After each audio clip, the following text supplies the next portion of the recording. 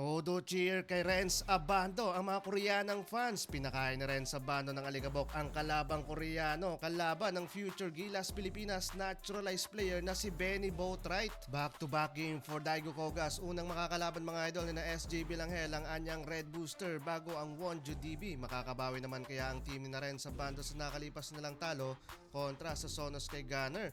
Good start mga idol para sa visiting team with 6 straight points mga idol. Gandang play mula sa assist ang ginawa dyan ng former Gilas Pilipinas sharpshooter na si SJ Bilanghel. So far, slow start both teams at low scoring din mga idol, under 4 minutes mark na may 7-9 sa scoreboard. Last minute ng first quarter, pinasok na ang future Gilas Pilipinas naturalized player na si Benny Boatwright pero agad naisahan doon ng former SMB import. Solid block shot sana kung inabot yon. 4 points advantage ang home team sa first quarter, 14-18. Pabor yan sa anyang Red Booster. Pagkapasok mga idol ng second quarter, agad nagpakawala dyan ng 3-pointer etong si Benny Boatwright, first field goal bilang backup import dito sa laban. Grabe, instant impact lalo na sa opensa etong si Boatwright with 5-0 run ng Daigo Kogas. Pero showdown ng dalawang backup import, inangasa ni Bryce Washington si Boatwright doon nang maipasok. Etong open 3-pointer na pa ako mga idol sa 23-20 ang tala sa scoring.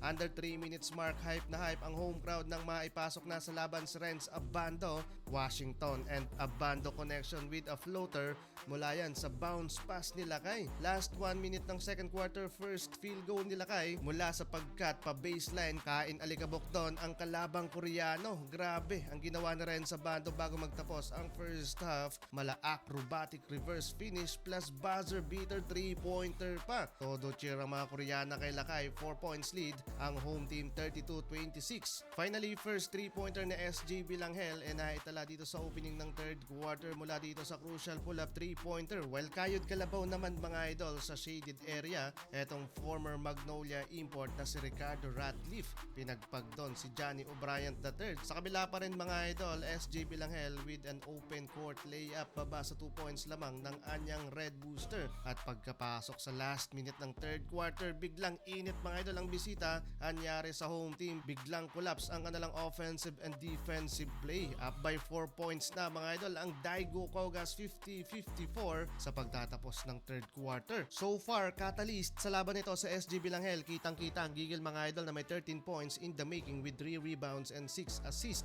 Grabing hassle yan mga idol. Down the stretch intense ng nagiging laban mula sa open 3-pointer ni Johnny O'Brien III. Tabla sa 56 ang talaan sa scoring. Plus eto pa mga idol, mula sa 5 straight points ng power forward ng anyang Red Booster, balik sa kanila ang kalamangan. While sa Renz Abando naman mga idol, limited lamang sa playing time na may 7 points and 1 rebound. Panalo ang Red Booster.